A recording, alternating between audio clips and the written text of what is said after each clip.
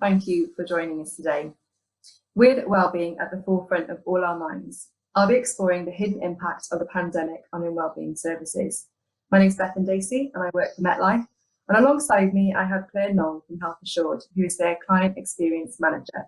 We'll both be sharing with you statistics, trends and insights gained from wellbeing services, and then also share with you examples of effective changes that clients have implemented.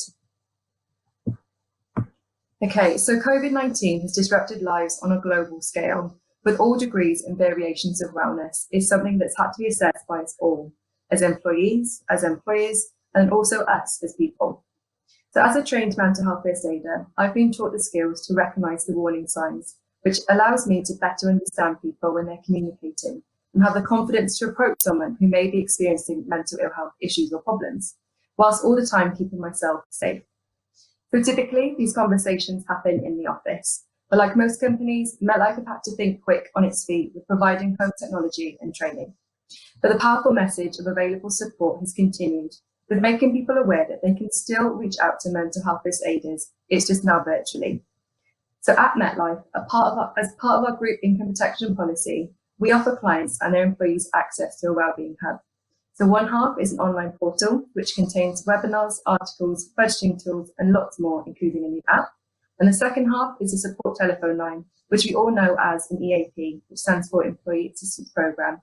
So I'm going to hand over to Claire to discuss in more detail. Thanks, Bethan. So the impact of COVID has been vast and varied across all organisations, but what is common is the increased focus on workplace wellbeing and the services that are available. So traditionally, what we've seen is a trend for formal therapy in face-to-face therapy. But over the last couple of months, we've seen an increased demand for other forms of therapy that we were previously providing alongside face-to-face, such as structured telephone counselling, online video counselling, and also CBT, so cognitive behavioural therapy. So for MetLife, Health Assured can actually identify in the last 12 months that the EAP service has seen an 89% increase in structured telephone counselling sessions and a 258% increase in online counselling. So absolutely that demonstrates that increased demand, and it will be interesting to see whether over time we do start to see a shift in trends and preferences. But we know that obviously with a lot of businesses moving away from or moving to limited face-to-face interaction, it's really vital to ensure that workplace wellbeing services has many routes of access. So those online tools are absolutely at the forefront of wellbeing strategy. We want to also make sure that from a success point of view, whatever form of therapy individuals choose, we can continue to demonstrate those success measures, which you can see there for the MetLife portfolio. So for general anxiety disorder, where we measure anxiety, in the last 12 months, we can see a 51.9% improvement. PHQ-9, so patient health questionnaire scores measuring depression, 53.3%, and workplace outcomes, a 25.7% reduction in presenteeism. So regardless of how those individuals are accessing therapy, whether it's online, through the phone, we're still able to demonstrate those success measures, which is absolutely vital. And then topical content as well is another key education tool to make sure that different needs and different audiences can be supported and made aware of the services that they can access.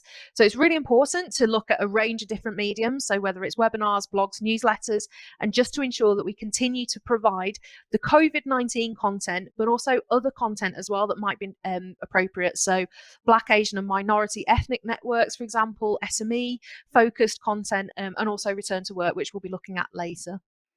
And then our additional services have been facilitated remotely as well. So absolutely key that we've been able to continue to provide those services, and you can see those volumes there. So critical incident stress management, workshops, mental health first aid. We want to ensure that we are fully supporting our clients and making the relevant support available. So for example, with workshops, we did identify a trend with some of the calls that were coming through on the helpline. So we have added 3 new workshop topics. So the importance of sleep, bereavement and suicide awareness, again, very topical, and supporting clients in proactively addressing any concerns that they may see. And as we see an increase in demand for digital services, it's important that we continue to invest in technology as well. So looking at online CBT and also app technology using live chat rather than AI. Next slide, please.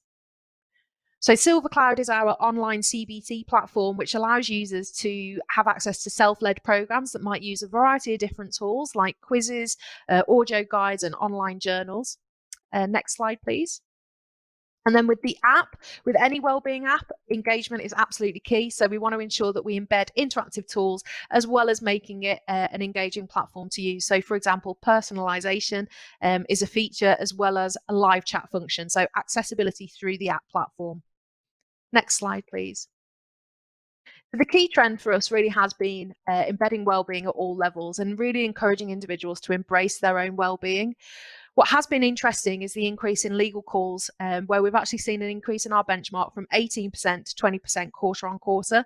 The topics that are driving that: employment, housing related topics, so people calling around furlough, landlord and tenant, return to work, for example. So it's a really important part of the service, and we have been encouraged by seeing the increase in calls, but it absolutely represents the practical impact of the current situation. Other topics that we've seen come through: domestic abuse, partner and divorce and separation, which absolutely highlights the pressures of lockdown for some individuals.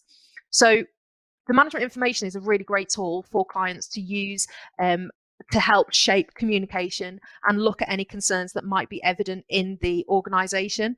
So we would typically encourage our clients to be really flexible by using the management information on a quarterly basis to help shape any comms campaign, but also not only looking at the trends identified in the management information, but identifying those internal support structures as well. So looking at how we should help work together to present to specific audiences, for example. So whether it's Women's Network, mental health first aiders, or any other networks that might be applicable in helping drive engagement through to the service.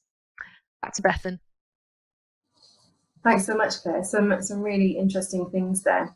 So every day in my role as Client Relationship Manager at MetLife, I work with our clients and hear firsthand their experience of the pandemic and how they've approached wellbeing during this time. So using the management information, using conversations, or utilising all the wellbeing support they have access to. So I'm going to share with you some examples of how they've reacted and managed these challenges. Hopefully something will resonate with you. So firstly, embracing wellbeing at all levels.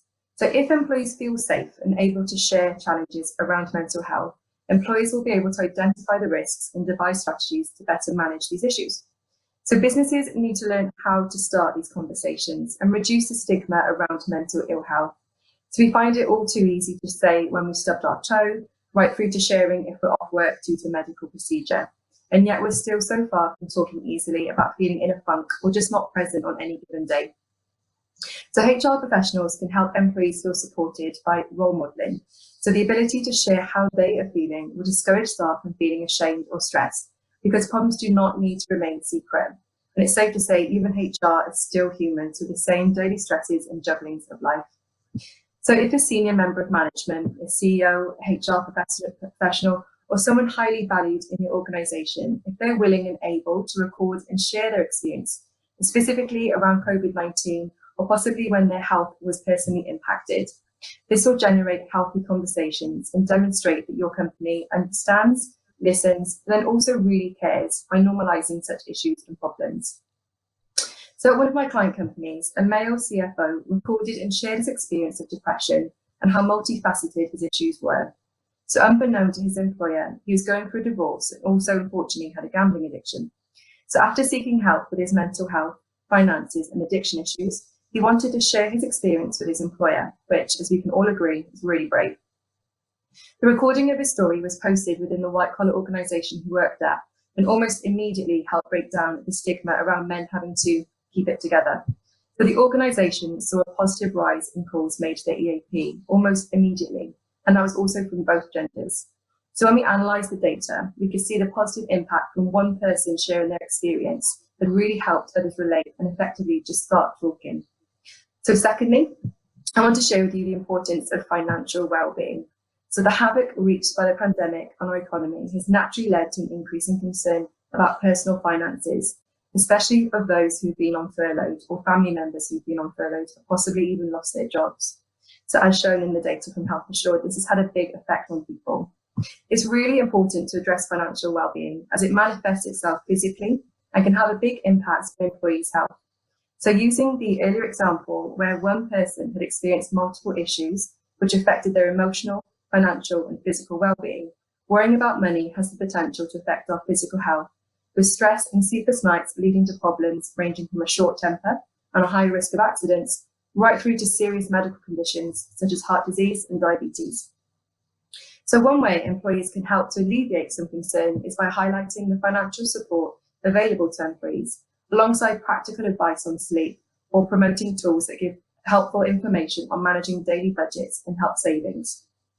So lastly, I want to talk to you around helping employee burnout. So one of the issues we've seen during the pandemic is that of employee burnout. With the lines blurring between our personal and professional lives, we need to be creative about how we manage this challenge. So one initial crude thought from myself is that if your employees are not engaged, if they're not present and they do burn out, this will have an impact on your company's productivity and your financial rewards.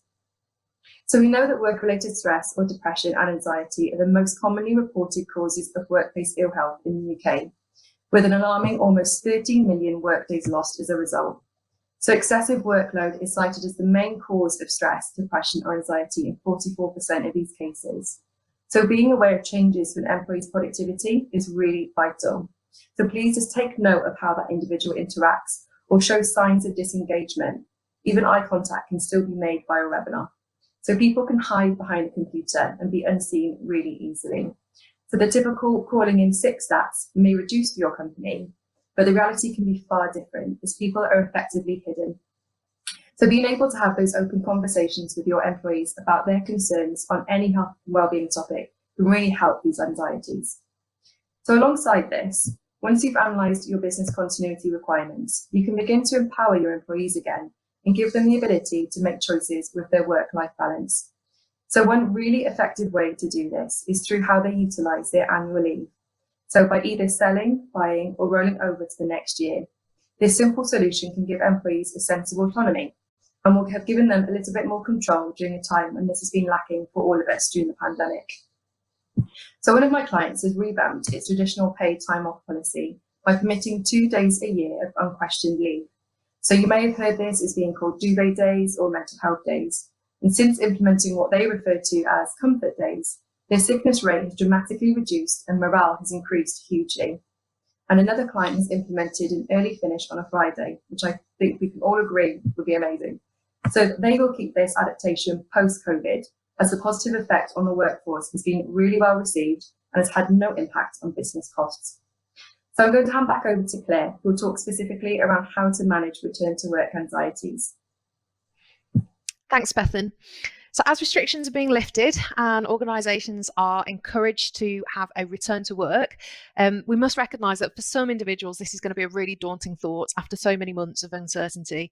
So the anxiety and stress as a result of the last few months, combined with apprehension about the safety of the workplace, means that you must take a very thoughtful approach to any return to work strategy. So it must be fully planned out to ensure that the environment is COVID safe, which sounds obvious. Things like one-way systems have got to be planned and tested, and other social distancing measures as well have got to be really thoughtfully planned out. And most importantly, this needs to be communicated to individuals ahead of their return to the workplace. So remember, these things are not going to be human nature. So at the Health Assured office, for example, we have friendly reminders about the one-way system. So we have arrows everywhere. Each social area has got stickers and signs up around how many people are meant to be in them, where you should stand, and all the floors have markers as well. So because it's not, it takes some getting used to. Those markers really help it become almost like the new norm. Another area that we're encouraged to use more is things like our desk phones and Microsoft Teams rather than face-to-face interactions. So again, it's limiting those impacts as well. So it's really important just to keep reviewing and monitoring plans and always looking for ways that you can adapt them. So check in with people and ask for their feedback, and think about other areas that may cause concern as well. So for example, is parking an issue? Is there something you can do to allow individuals to park a bit closer to the office? So most importantly, just lead by example, show some flexibility and signpost the help available. Back to you, Bethan. Perfect. Thank you so much, Claire. So I'll just quickly close with, please be aware and know of all the additional health and wellbeing support services you have around you. If it's a simple EAP, which we all know are mostly underutilised by clients, promote EAPs, promote local support studios such as yoga, meditation, or even local therapies as well. And with that, I say thank you so much for joining us, and we open up to the floor for questions. Great, thank you. That's really interesting, and I'd like to sort of broaden that out a bit to the workforce as a whole. And we talk about mental health first aiders. Is there a risk that we can train too many people to become mental health first aiders? Then the whole organisation ends up having the perception that they're not necessarily guides but counsellors.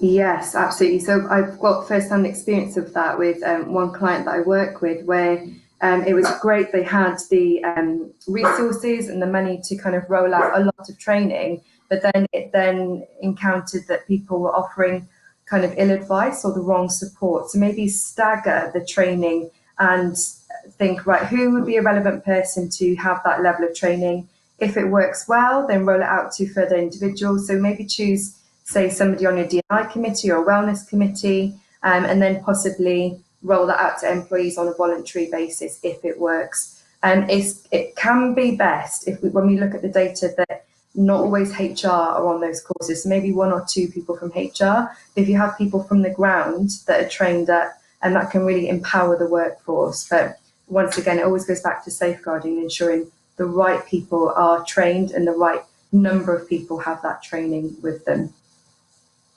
Sure, that's great. Now, Bethan, apologies. I've just had a note through saying that there were a few sound glitches when we were doing the first question there, and asked if we could repeat it again. So I won't test to see if it's the same word for word, but if you could just run back through for us again around how you can persuade the execs in an organisation to really buy into wellbeing.